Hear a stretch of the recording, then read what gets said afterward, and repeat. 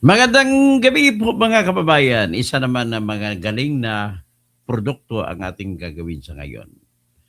Ang tanong, ano kaya ang mangyayari sa bansa natin gayong isang full-blooded Chinese na ang Senate President of the Philippines?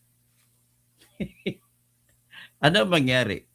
Pakinggan niya. Pero bagong lahat, magpapatugtog muna tayo ng paborito kong kanta para kay Sarah. Para naman, pag si Sarah, baka maisipan niya, ilagay niya ko ombudsman.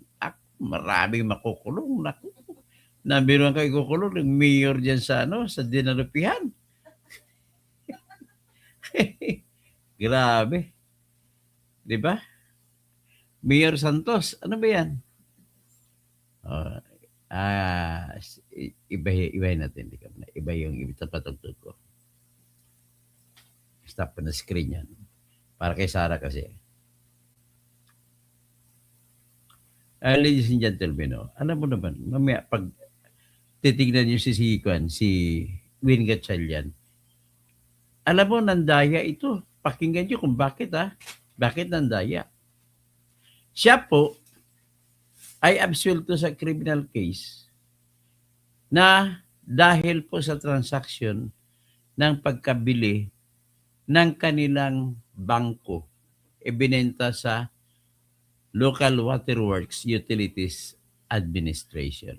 Noong panahon ni Gloria Macapagal Arroyo at ang hepe ng luwa ay si Boots Prospero Pichay. Hello, Imelda Baruelo. Hello, Graceline. Hello na lang kay Win Gatchalian. Pero bago tayo mag-hello kay Win Gatchalian, patugtog muna tayo. Ito na po. Sara, Sara, wala nang iba. Sara, Sara lang pag-asa. Sara, Sara, siya lang makapakulong. Mga kontraktor ubusin niya. Yeah. Si BBM Sandro ikulong niya. Si Tamba Zaldi ikulong niya. Tapang at malasakit ibalik para bayan ay manahimik. Yes, Pontellas. Durugin ang sindikato sa korte, sa DPUA, sa DS Void, sa PhilHealth. Okay. Sabi ni, pansinin ko na lang, sabi ni Romel Bengson, naimbaga Rabi sa mga kapsat ko. Sabi ni Jess Pontellas, wala na mga didilis. DDS, hindi didilis. Kasi ako DDS ako eh. Meron, pero pakinggan nyo muna yan. Terador na DDS, ito po.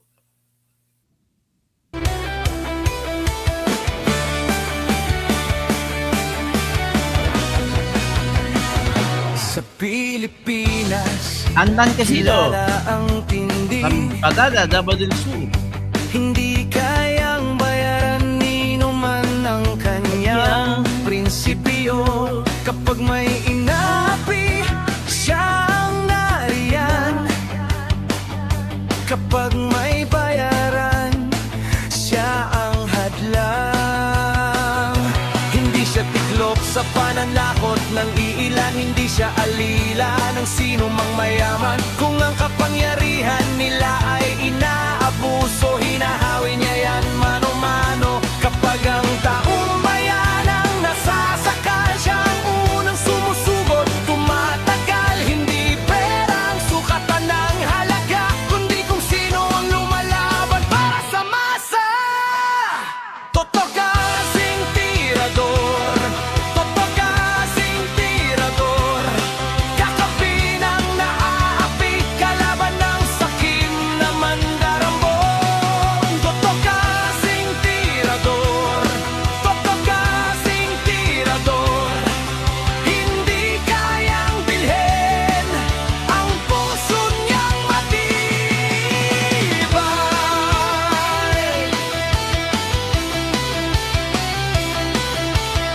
Tiradorin natin si Jesus Cordero. Mga magnanakaw sa pondo ng bayan, nanginginig kapag siya Salamat, Salvi Mongkat. nandyan. From USA. Bawat piso, bawat sentimo, kailangang sagutin sa mata ng tao.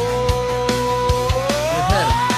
Huwag nang ngiti para sa mata ng mawalang pwesto, para sa sumisipsip kapag ang hustisya ang pinag-uusapan. Siya ang bantay sa gitna ng laban. Kung may nilulunod ang kasinungalingan, siya ang boses na hindi tatahimik. Sa bawat galaw ng mapagsamantala may salubong na paninindigan niya. Kasing tirador, kasing tirador, kakampi ng naaapi, kalaban ng sakit na buwaya. Kasing tirador, kasing tirador, hindi kayang bilhin ang puso niyang matibay. Hindi lahat ng malakas ay tama, hindi lahat ng tahimik ay duwag. Kapag ang bayan ang pinagkakaitan, siya ang unang humaharap. Kasing tirador, kasing tirador, kakampi ng naaapi, kalaban ng sakit na buwaya. Kasing tirador, kasing tirador, sa taong bayan nagkatayo, hanggang dulo ang paninindigan.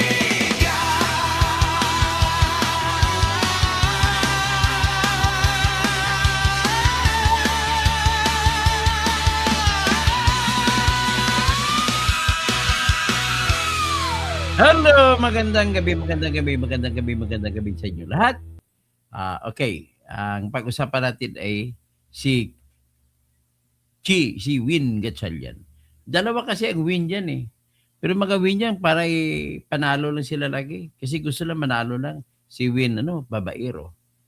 Ito naman, si Win Bangkero. Ang pag-usapan ngayon natin si Win Bangkero. Alam niyo ba mga kaibigan, si Win Gatchalian po nalalagay sa balag ng alanganin na walang ibang makakatulong sa kumpanya nila. Sa totoo lang mga kaibigan, bankrupt na po ang kumpanya ng Plastic Man. Kung si Joel B. Riva ay test naman, si Win Gatchalian ay Plastic Man. Anak siya ni Plastic King. Yan po ang katotohanan yan. So, ang tatay si William Gatchalian. Diba? Pero anyway, what is important is the people should know. You know, the big problem here ay sinalaula na JJ. Binenta na, ano bang importanteng agenda para sa mga sa Senado sa ngayon? Hindi yung batas na gagawin. Wala yan. Ang agenda na importante dyan, matutuloy ba ang totoong flood control investigation? Ang gusto nila, partial flood control investigation na ginagawa ni Lacson. Alin pa gusto mo? Partial, impartial. Pag tinawag mo po ang isang tao na impartial, wala siyang kinikilingan. Ha? Kung gusto mo partial, may kinikilingan ka. Hindi ko alam kung partial or impartial ito si Arnold Clavio. Walang kinikilingan. Walang kinatatakutan. Si Arn, Igan Labag, nakatanggap, buwan-buwan. Ay, Cara David, anong masasabi mo? Sabi mo, mali si Marcoleta sa pagsasabi ng mga mainstream media ay hindi tumatanggap ng pera. Ito, klaro-klaro. Paano mo sabihin, pati yung mga may bagong sports car ngayon si ano eh. Si Si Arn. Pero ang pinakainggitan ko sa kanya talaga, alam mo, kung ano yun, Jay? Siya may buhok, ako wala. Nako. Ang gara pa ng buhok niya. Pati alam ko, pati si Marcolita, nagagalit sa iyo, hindi mo siya binibigyan ng hopya. Okay.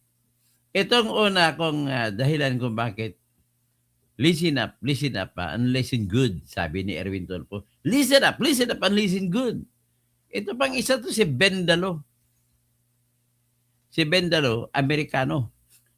Ang aking kaso na laban sa kanya, binasura nila sa Senate and Electoral Tribunal, pero nag-file ako ng motion for reconsideration.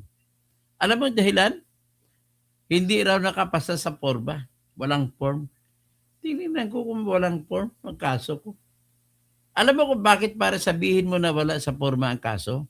Na sinampa ko, una, kung nakabayad ba ako ng filing fee. Alam mo magkano binayad ko ng filing fee? Nanghingi pa ko ng tulong sa ako, nag-crowdfunding pa ko. 60,000 pesos po. Pangalawa, kung meron akong verification. Meron naman verification. Pangatlo, may legal standing ba ako? May legal standing ako kasi unang-una, butante ako. It is sufficient. So anyway, hindi ko na lang kinwestiyon. Ang ginawa ko na lang, ginawa ko bago ang aking complaint at siniguro ko na parang walang lusot. At inamyendahan ko at sinumiti ko sa kanila by a motion for reconsideration. Sayang naman ang pera kong binayad, 60 pesos. Iikot ako sa buong Quiapo, kahit makanta ako sa Quiapo 5 araw sa isang linggo, hindi ko kukunin. Hindi ko makikitain yan. Hindi ko kayang kikitain yan. Kahit maganda pang kanta ko. Kahit kakanta pa ko kagaya kay kay Sharon Cuneta. Ano ba kanta ng Sharon Cuneta? Yung para kay Kiko. Sinungaling daw kayo na binilagay. Sinungaling daw kayo mga Marines. Yung litrato na pinakita ng taga Mindanao na Marines na lumitaw, isa sa bago Marines na lumitaw, ay pinakita ang litrato na kung saan nandoon si Kiko Pangilinan. Hindi si Kiko Barsaga. Sabi ni Kiko, oy, nagkamali kayo. Sabi ni Kiko Barsaga, hindi ako yun. Miyaw-miyaw ako. Wala akong maleta. Sharon Maleta. Kasintunog na Sharon Cuneta. Ano yan? Pagkatapos, ito naman si Win Gatchalian, hawak sa ilong ni BBM. Ito, ikikwento ko lang sa inyo. Number 1 po. Unang tanong ko, si Win Gatchalian po, isa sa mga pamilya ng Gatchalian, ay nalugi po ang kanilang bangko na tinatawag na Express Savings Bank Incorporated. That was in the year 2009. Ngayon, para masalba siya, ay ginamit ngayon si Prospero Butch Pichay na tumakbo ng senador noon na talo. Pero tauhan siya ni Gloria Macapagal Arroyo. So kahit natalo siya, nilagay siya sa pwesto na bilang administrator ng Local Waterworks Utilities Administration. Nagkaroon ng kutsabahan. Nakipag-usap kayo ng Welix Group. Welix Group, si William Gatchalian, tatay niya. Si Sherwin Gatchalian, ang pinakamatanda sa mga anak ni William Gatchalian. Actually, 50 years old pa lang siya sa ngayon. So, ang nangyari, ang ginawa ni Gatchalian, ginawa niya ng paraan na maisalba ang problema ng mga Gatchalian. Binayaran ng luwa ng 300 million ang ESBI or Express Savings Bank Incorporated. At hindi lang yan nagkasya sa pagbili ng shares. Dinagdagan pa ng luwa ng kapital na 400 million Kumbaga, ang exposure ng luwa sa bangkong lugi, hindi lang palugi, lugi talaga. 700 billion. Umutang pa. Pinautang pa, magagatsal yan. Ngayon, dahil po sa transaksyon na yan, ladies and gentlemen, na-convicted si Pichay hanggang 10 taong pagkakulong.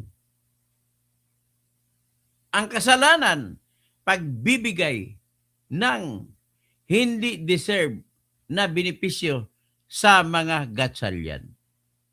In other words, ang binigay na pera ay overpriced. Kung palugi ang bangko, ladies and gentlemen, pag-usapan na lang natin, this is a banking law. And this is also a corporation law. Combined into one para maintindihan nyo kung paano. Ngayon, ang lahat ng korporasyon, lalo na bangko na korporasyon, lahat po ng mga member o mga kapitalista sa bangko ay binibigyan sila ng papel, kapirasong papel. Ilagay, Toto Tirador, ilagay, shares of stock, 1 million, equivalent to 5 million pesos. Ganun yan. Lahat binigyan, pati si Sherwin Gatchalian. So lahat ito, papel lang yan na mayroong iyan ang kapital ko sa bangko na yan. Halimbawa, total. Kasama si Pedro, kasama si Juan, kasama si, sabihin natin si Arthur. Ha? Kasama ako doon. Si Toto Tirador. So, ganito. Ang pera namin, na kapital, gaano ang tanong magkano ba ang halaga ng bangko? Sa papel, may tinatawag na sa papel, ito po yung halaga ng bangko. O ang hawak ni Toto Tirador, 100 million. Kay Pedro ay 100 million din. Kay Juan, 200 million. So 400 million pa. Kay Arthur, 300 million. So, ano na? 1, 1, 2 plus 2, 4 plus 3, 700 billion. Pero papel lang yan, Jay. Iyon lang po ang nagpapakita na kapital. Eh dahil tumakbo na ang bangko, nagnegosyo na, hindi mo pwede sabihin na kumita. Maaring malugi. In this case, lugi ang kumpanya. Sa hinahawakan ni Win Gatchalian na papel na iyan daw ang kanyang share sa bangko. Silang lahat magkakapatid na at magtatay na Gatchalian.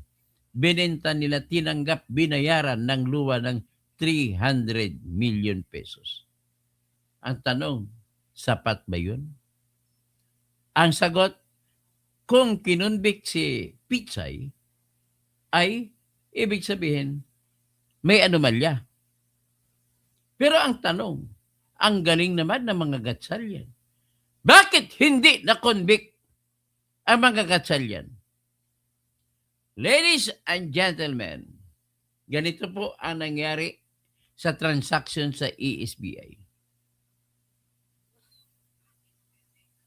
Bumili, binayaran ni Pichay ng pera sila ni Gatchalian.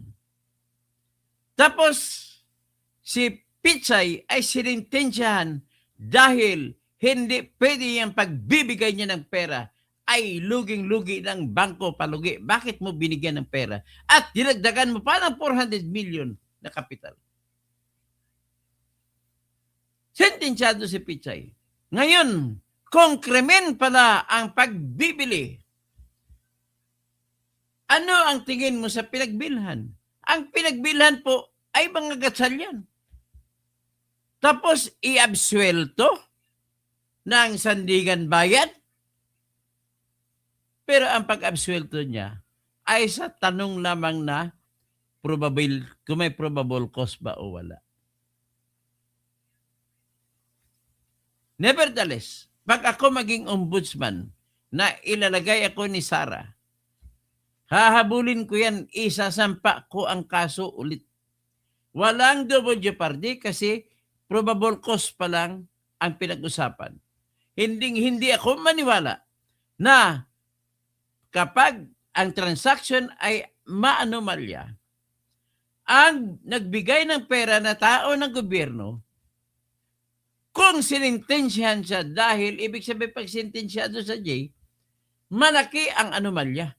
Hindi naman siya sintensyahan kung walang anomalya ang pagbili. So kung may anomalya ang pagbibili, how would it happen? Diyos ko Lord, G-I-L. Judas is Lord. Paano yan? Jewel is Lord. Paano may paliwanag na guilty si Prospero Pitsay? Ang tinatanong may Pitsay sa Senado. Di ba tumakbo siya? Nalala mo yun? May Pitsay sa Senado. Kung convicted siya, ibig sabihin lang, sinasabi ng Sandigan Bayan na maanomalya, hindi karapat-dapat ang presyo na 300 million na binayad niyo sa bangko na hawak ni Win Gatchalian. Hinawakan ni Gatchalian tapos tinanggap niyang bayad. Walang question, tinanggap niya bayad. Pero bakit hindi siya guilty? Ito ngayon ang aking usisaya. Sinabi daw ng Sandigan Bayan, applicable lang daw yung pagiging guilty sa ng tao. Yung empleyado ng gobyerno na sino to? Si Boots Pitsay. That time, empleyado din ng gobyerno si Win Gatchalian. Ang alam ko kung hindi siya kabiyor ng Valenzuela, congressman na siya noon. Inom muna tayo Coke Zero. Di ba? Hindi ko maintindihan ito. Paano may papaliwanag? Ang transaction sinasabi ng Sandigan Bayan na maanomalya. Sinintensyahan ng Sandigan Bayan ang mga bumili dahil taga-bangko. Ang sinabi niya dahil ang pinagbilhan ay hindi naman daw mga pribadong tao. Dagdag na katwiran na nilagay ay hindi raw official ng Express Savings Bank Incorporated. Sila ni Win Gatchalian. Aba, matinig. Diyan sila nakalusot. So, ibig sabihin, pag ako po ombudsman, pag may kumpanya ko, hindi na ako hawak ng pwesto sa kumpanya ko. Tapos magnanakaw na lang ako pailalim. Tapos gamitin ang pangalan ng aking kumpanya. Tapos hindi ako magigilty kasi hindi naman ako official sa kumpanya. Di ba? Alhamdulillah. Marami po ang gumagawa ng ganong politiko. Mga bayan ko, mga citizens. Hindi ba tayo mag-demand ng accountability kay Win Gatchalian? Magkano ang sinalaula niya sa gobyerno? 300 plus 400 million, that is 700 million. Tapos, pagpipilian nyo si Sara, 125 million lang. Pagpipilitan nyo. So, ano ngayon ang moral authority mo, Sherwin Gatchalian? Na magiging judge ka sa impeachment ni Sara. Tapos ikaw pala ay naabsuelto ng hindi maganda. Nevertheless, pag makalusot si Sara, pipilitin ko na ilagay niya ako as ombudsman. Number 1 project ko si Win Gatchalian. Isama ko na rin para sabay si Chis Escudero. Si Joel is Lord. O Joel is loser ko, no? So, yan po ang number 1 po na dahilan kung bakit hawak siya ni Lisa Araneta Marcos. Baka bubuhayin ang kaso laban sa kanya. Yan. Papayag ba si Prospero Pitsay? Siya sentensyado, umaapila ngayon sa Supreme Court. Tapos, ang kapwa niya, katransaksyon niya, ay hindi nasentensyahan? Oh my God!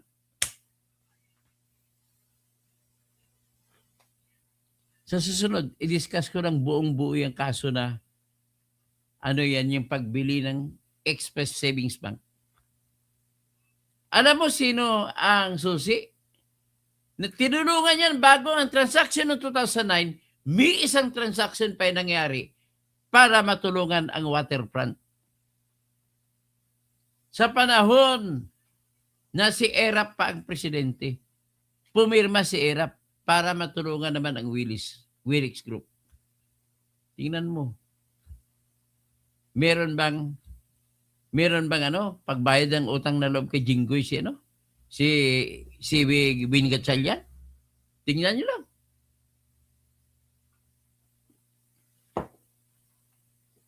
So, ito po. Ang isa pa pong dahilan ay yung tingnan mo, balik po na ako kay Erap. Ito pag sinulat po ito ni Mr. Rigoberto Tiglao. Alam mo naman si Tiglao, masyadong ma-research ito. Basahin natin naka-English lang. Bear with me, naka-English lang. Ang title niya, Government Lost 1.4 Billion in Bad Gatchalian Deal. Senator Sherwin Gatchalian likes to project the image of a technocrat performer. But the record shows that he and his family were anything but morally fastidious when in 2009, they sold their troubled bank to Local Waterworks and Utility Administration, a government agency. The bank, however, was already clearly in the dire financial straits, so that Lua's purchase eventually cost it in 2009 a total of 780 million, up to which is now 1.4 billion in today's value. Una, nagbayad muna ang Lua sa pamilya ni Sherwin Gatchalian sa pamamagitan ng mga kumpanya niya ng halaga na 80 million. Na ang halaga niya sa ngayon ay 130 million noong 2009. So nagbigay siya ng 80 million noong 2009 para bilhin ang 60% na shares, total shares ng Laguna-based Express Savings Bank na natatalo ng matindi. Ang record ng SEC at Ombudsman ay nagpapakita na mula 2005 hanggang 2009, ang mga Gatchalian Bank ay 28 million ang lugi at nawawala ng kapital nila. So, March 2009, ang realized value niya ay negative 12.9 million. Mabuti pa si BBM Plan, negative 15 lang. Ito, negative 12.9 million. So pagkatapos mabili, ang Lua ay nagdeposito. Dagdag niyan, hindi lang pala 400. Nagdagdag pa, 700 million na equivalent sa ngayon, 1.1 billion peso. Oo. At maliban pa ito sa 300 million na dineposito ng Lua sa bangko ng Express Savings Bank Incorporated. At yun ang 300 million at saka dagdag na 400 million para advance payment. So, sa lahat-lahat, 780 million po ang ibinigay ng Lua sa kanila ni Win Gatchalian. Pero, ng bandang huli, nagsara din ang bangko. Nung magsara ang bangko, alam mo ladies and gentlemen, kung magsara pang bangko, ay kinukuha ito ng PDIC, Philippine Deposit Insurance Corporation. Ito po yung bangko na PDIC na kung saan kinuha ni Ralph Recto at saka ni BBM ang 117 billion para i-gasto sa flood control project noong 2024.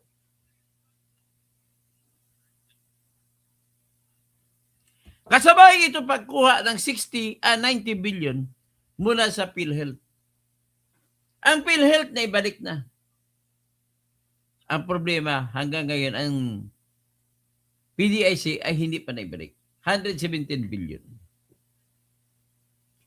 Ngayon, ang Sandigan Bayan ay nakita nito na nilugi ang gobyerno sa transaksyon na yon at sinintensyahan ang mga opisyal ng luwa na sina Butch Pizza at iba pa ng 3 count na graft and corruption. So, yan po nangyari. At bakit naman sila ni Gatchalian ay hindi naparusahan? Yan ang nakapagtataka. Dito, sabi ni Rigoberto Tiglao, the other party in this group, Tango, the selling side, ito mga Gatchalian nagbenta. Yung mga nagbenta, walk away without criminal liability. Kaya pala, ang kanilang team song, walk away, please go. Before you walk your life away, I can't help but I. Yan ang nangyari. He walked away out of the bank. Bangko binenta. Ang Sandigan Bayan ay dinispis ang kasong graft, malversation, tsaka violation of banking law against Senator Gatchalian at sa mga kamag-anak niya na inaffirm din. Alam mo, bago ito binasura ng Sandigan Bayan, ladies and gentlemen, ay sinampa muna sa ombudsman ng tinatag na Field Investigation Office. At sabi ng ombudsman, merong probable cause. Kaya sinampa nga sa Sandigan Bayan. Tapos, ang ginawa ni Win Gatchalian, inapila niya ito muna papunta hanggang sa Court of Appeals at hanggang sa Supreme Court. Natalo yung apila ni Win Gatchalian, so inutusan siya na hindi pwede makialam sa Supreme Court. So kung hindi pwede makialam, anong ibig sabihin?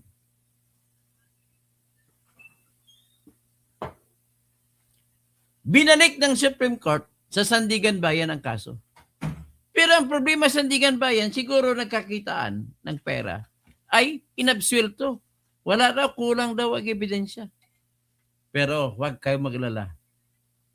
Pag ako ombudsman, o di kayo maghanap ako ng mga dokumento. Isampa ko ulit ang kasong ito. Hindi ako maniwala. Hindi ako papayag na ganun-ganun na lang yung mangyari. Kaya yan ang kinatatakutan una ni Win Gatchalian. Hawak kayo ni BBM ang bit. Ganitong ilong niya. Ilo. Sabi ng mga ilong mo, tando-tando, di na bukid. Ganun po mangyari kay Win Gatchalian. So, ang number 1, ibig sabihin po, nakakasiguro na kayo na hindi matutuloy ang flood control investigation. At hindi na natin matutunghayan kung paano ang mga ebidensya na magpapatunay na guilty si Sandro Marcos, na guilty si BBM, na guilty si Arnold Clavio, na guilty si Ramon Tulfo, na guilty si Erwin Tulfo, na guilty si Rapi Tulfo, na guilty si Kiko Pangilinan, na guilty si Sharon Cunita, na guilty si sino pa? Marami pa iba. Si Joel Islord at na mabisto rin na guilty si Chis Escudero. Bayan ko, dapat ibalik ang pera sa bayan. So with this, hawak na sa ilong. Kakanta na lang si Lisan, hawak ko ang beat sa bawat galaw. Ay, patay tayo. Ito po yung bayan ng Pilipinas. So, kapag lagi na lang ang sistema ganito, aasa ka sa isa sa Malacanang, hindi na po tayo magkakaroon ng tama at malaya na mga opisyal ng bayan. Lahat, pati si Matibag, kung anong gusto ni Lisa, pupunta ron. So, ang kasunod, ano ba diyan ang kasunod? Ay, inaprubahan pala ni ERAP noong panahon ng 2000, nasa 19 1998, 99. Inaprubahan ni ERAP ang reclamation project ni Gatchalian. Ang pangalan niya ay Waterfront Bay, Manila Waterfront Bay. Ano yun ang Waterfront Manila Bay? Isa itong 314 billion na proyekto. At magtatabon ng lupa si William Gatchalian tsaka si Win Gatchalian doon sa lugar ng Manila Bay sa likod lamang ng Quirino Grandstand. Ilalagay dyan. Tapos, ang kasosyo niya dyan ay City of Manila. Hindi lang tumakbo-takbo agad kasi wala natang pera ang Gatchalian. Naghahanap pa ng investor. Pero pinigilan, nagprotesta ang US Embassy. Hindi pwede yan. Sa likod lang ng US Embassy yan. Baka bombahin ang US Embassy. Ang protesta ng US Embassy ay sa kadahilanan na ang mga investor ni Win Gatchalian ay puro mga Chinese contractors na nagtayo ng mga pasilidad ng China dun sa West Philippine Sea. Yan po ang dahilan. So ngayon, gusto ng nalulugi na ngayon 30 million a day ang kumpanya ng mga Gatchalian dahil hindi mapatuloy-tuloy ang kanilang reclamation project. So ganun po yun ang hawak ni Lisa kay Gatchalian. So ibig sabihin, sunod-sunuran. Ngayon, tingnan natin ano yung project. Ito, pakita ko. Ang ganda naman in fairness sa mga Gatchalian. Ang ganda ng proyekto. Ito, ipakita ko yung proyekto.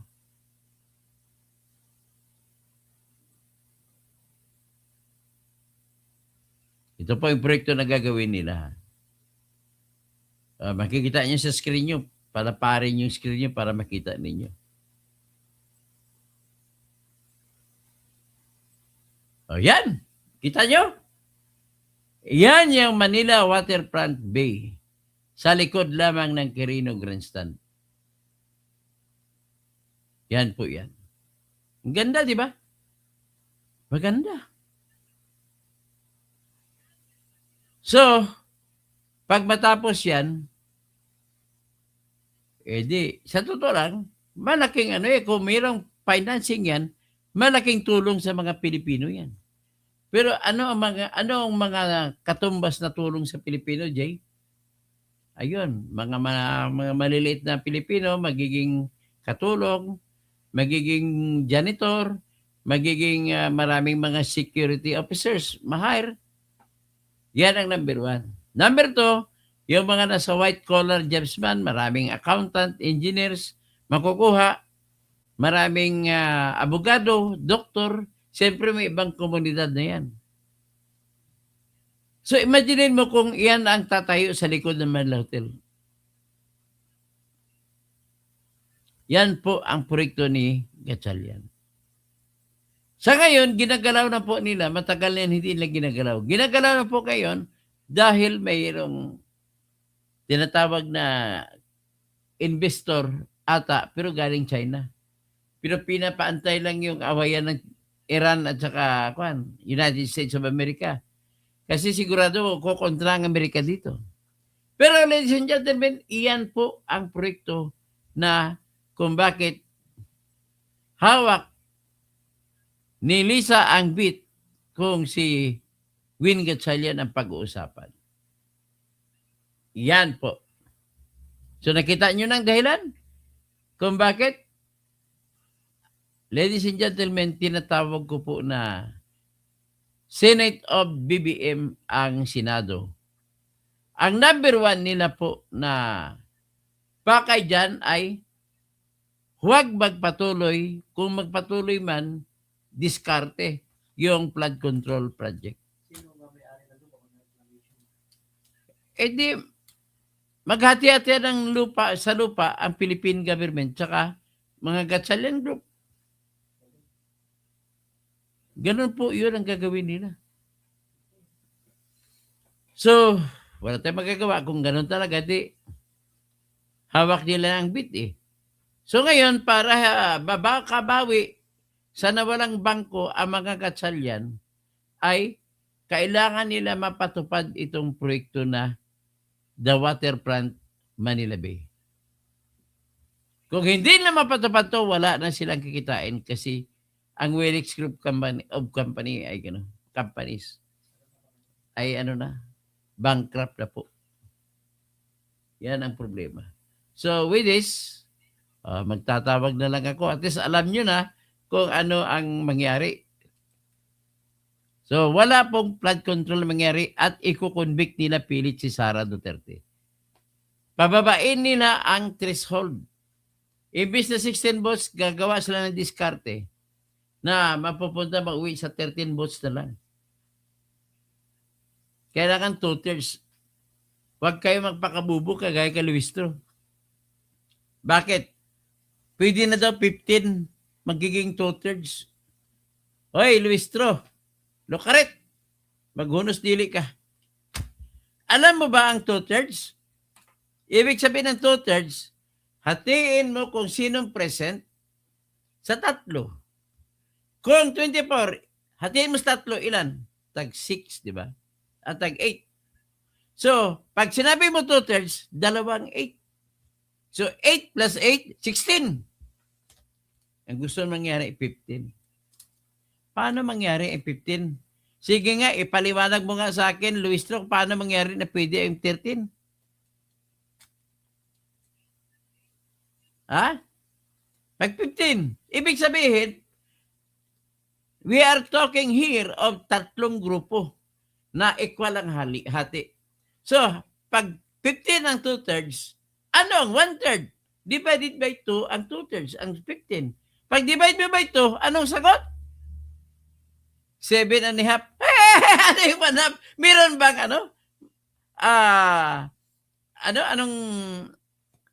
anong tawag yan, Jason? Sa yung lumilipad na kalahati lang katawan? Manananggal. So, ibig sabihin, 7 senador at may isang senador na manananggal. Kasi 7.5 eh. Kabubuhan talaga to. Hay, bubo! Paano yan? So, ang gusto na mangyari, kasi ilan ba sila ngayon? 13. So, 13 lang sa totoo lang yung 13 na yun, pagdating ng buto-butuhan, bubuto yan kasi may utang na loob si Joel kay Duterte. Bubuto yun pabor kay Sara. Bubuto rin yan si Chis Escudero kasi may utang loob din niya kay Duterte. So, 11 na lang. So, paano magiging 2/3 ang 11? Pero kung 10, halimbawa, isa sa kanila mag-trader, magiging 10. So, kung magiging 10 ang 2/3, ano ang whole number? So, kung 3, ibig sabihin, ang 2/3 ay 10 divided by 2. So, 5. Ibig sabihin, 15 senators lang ang present. Ibig sabihin, sa 24 senators, siyam, JJ, ipapakulong nila muna siyam. Pwede ba yun? Kaya na siyam? Si Marcolita, all right. Sabi niya, handa ako mahuli. Si Bongo, hanggang siya mahuli. So, 2, plus Jinggoy, plus Bato, 4. Pero kailangan nyo siyam ang bawas. Sino pa ibang pwedeng ibawas? Robin? No way. Hindi pwede si Robin kasi wala siyang kaso. Ano lang? Obstruction of justice niya. Ang kaso niya obstruction ay doon offending sa ICC, hindi sa Pilipinas. Sino pa? Maliban kay Robin. Pag sinabi mo sa Camille Villar, pwede naman magpiyansa ang kaso kay laban kay Villar. At all the while, si Mark Villar pala, nasa abroad lang. Pag uwi, di buo pa rin, hindi pa rin din nyo makukuha. Sino pang iba? Lauren Ligarda ay magagalit si Leandro Legarda Libiste pag nakuha niyo si Lori Legarda. Hindi pwedeng kontrahin ni Lori ang anak niya. PDP laban ang anak niya eh. So sino? Si Amy? Lalo na hindi. In other words, wala silang makukuha para maging siyam ang matatanggal. Kasi kailangan para 15 votes, tatanggalin yung siyam. Iyan ay kung pwede yan. Pero I stand firm. Walang iba ang ibig sabihin, walang ibang pwedeng naboto kakailanganin. 16 lang talaga. Bakit? Ito po ang aking rason. Makinig po kayo. Maganda yung aking analysis dito. Kung hindi 16, kung mas mababa pa sa 16, ang tawag diyan labag na po sa Constitution. Unconstitutional. Bakit po? Ito. Imagine mo, JJ, gawin mo, halimbawa, gawin mo, 9 na lang matira, Senator. Pwede ba yung gawin natin, ang 24, bawasan mo ng 15 senador, ikukulong mo lahat, kasuhan mo, gawan mo ng kaso lahat? Pwede ba yan? Yung siyam buboto, igigilty si Sara? 6 buboto? Okay, let's move again. Hypothetical example. Halimbawa, 20 na senador na nakasuhan, JJ. Nakulong, 4 lang tira. Pwede ba yung 4 na mag-usap-usap kung guilty si Sara o hindi? Halimbawa, pwede mangyari na 23 na senador ikukulong. Isa na matira senador. Pwede ba isang senador magkukonvict kay Sara? Kaya, unconstitutional.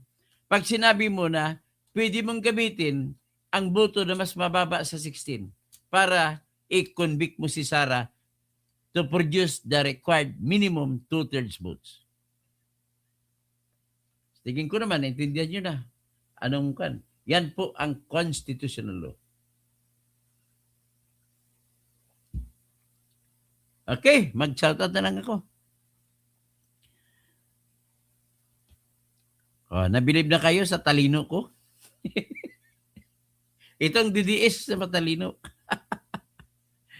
Ay. Sara, Sara, wala nang iba. Tapang at malasakit, ibalik para bayan manahimik. At tapos ito, sino pang iba? Si Tantan Casino, nabasa ko na ito. Si Salvi Mungkas, nabasa ko na. Si Imelda Baruilo, nabasa ko na. Si Jens Dulo, hindi pa. Sir, pag hindi madayon ang flood control nga issue sa pag-imbestiga sa Senado, patay na ang demokrasya. Yes. Alam mo, hindi ko nakikita na magwala ang Pilipino. Doon yung magwawala sa butuhan. Doon mo makikita yan. So, Amakal, ikaw ba yan ba to? Ay, hindi ako ba to? Ako'y tao. Si Zapata. Romel Bingson, yung mga napangalan sa takot makulong, biglang tawid bakod, halatang napaluhod sa presyo.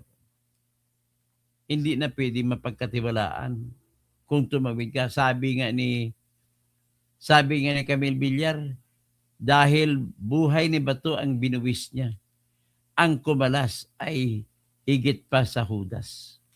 Kaya ang pinakahuling kumalas, the 13th devil, si Joel, is Lord. Oh, pati kapatid niya Judas. Pati tatay niya Judas.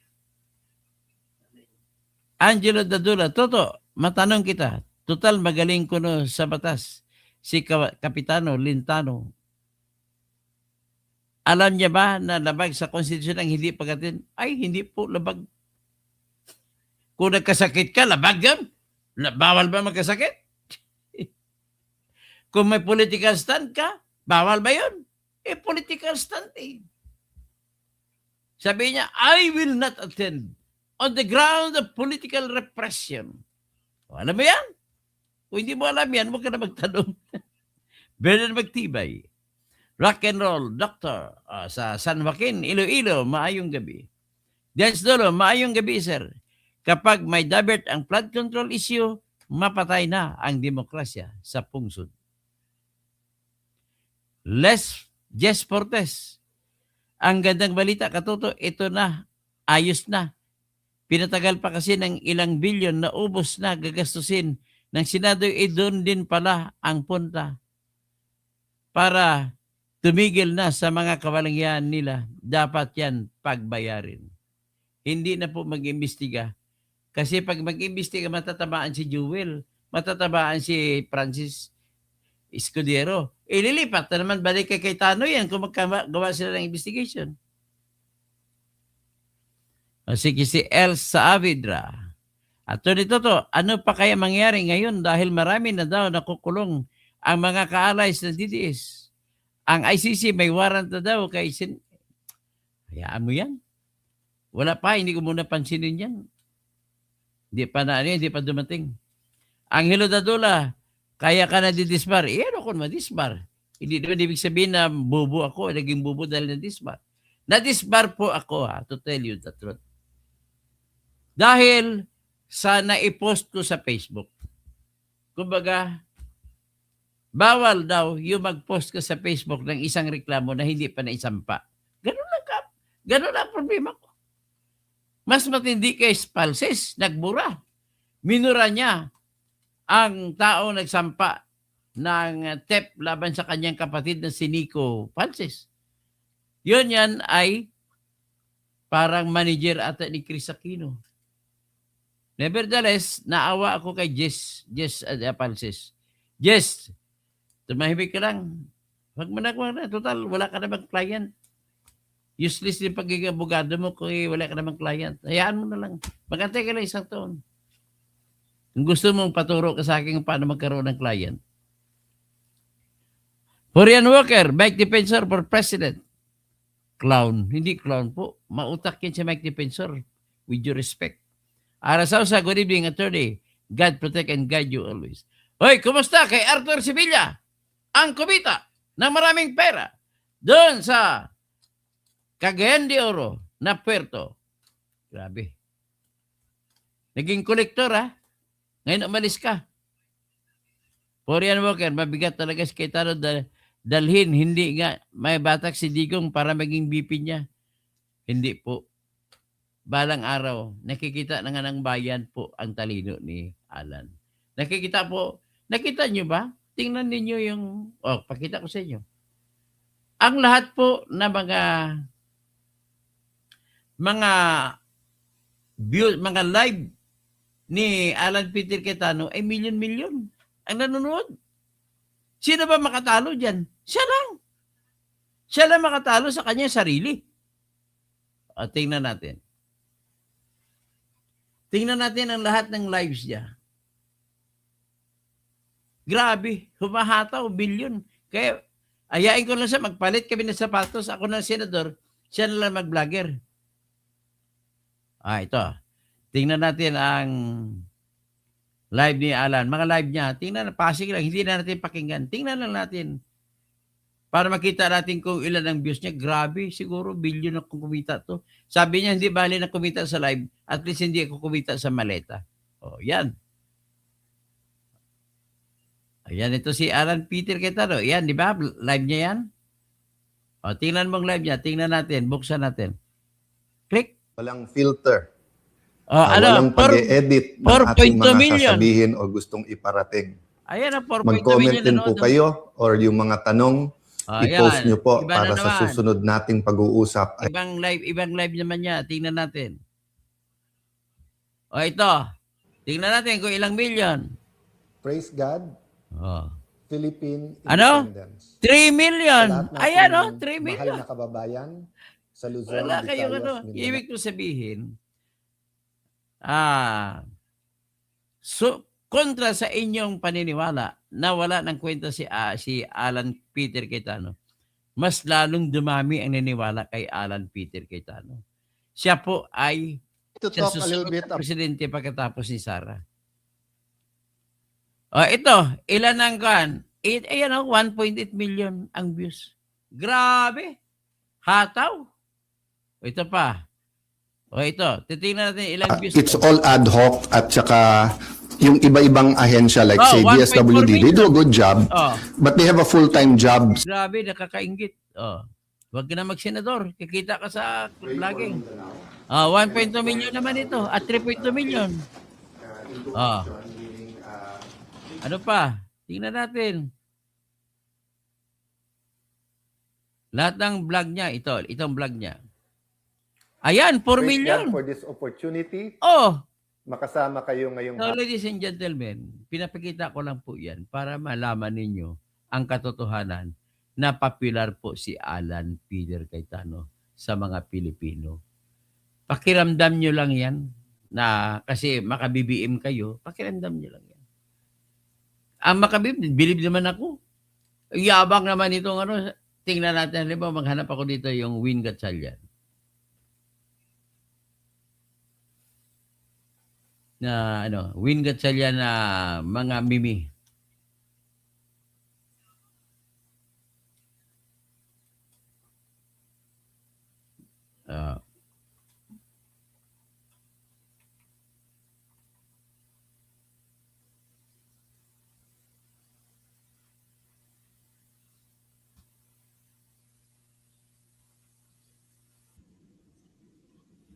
Ay walang ano. O si Joel, pakinggan muna natin.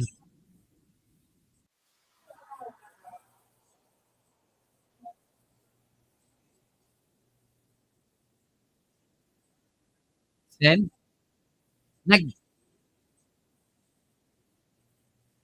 Work. Sen? Nagka-sen siya eh. Kaya Sen ang tawag.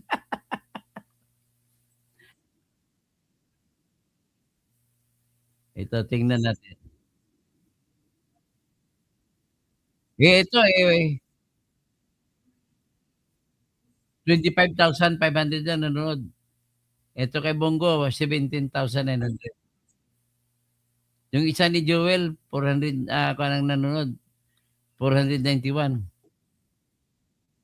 Ito naman, 2,500 nanood, si Sandro.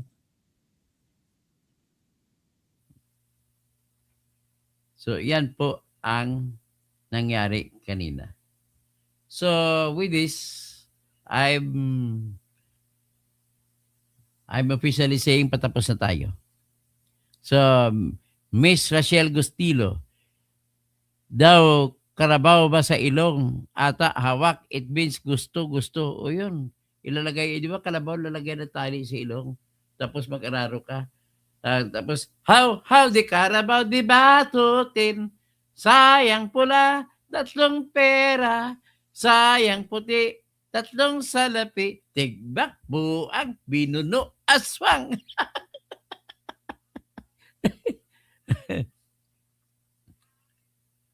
Ayan.